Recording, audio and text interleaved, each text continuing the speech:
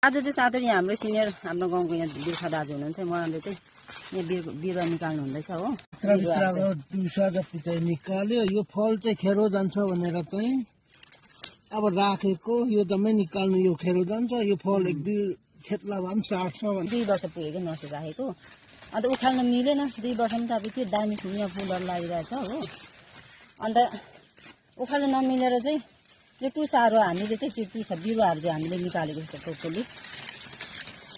फेरि फेरि अर्को लाउनु हुन्छ नि त यो मासाएर अब अर्को फेरि दल लाउनु पर्छ खनिज नउखाल्दा पनि हुन्थ्यो यो चाहिँ 2 वर्षमा तर 2 वर्षमा चाहिँ अब यसरी फुल लागिहाल्छ नि त है।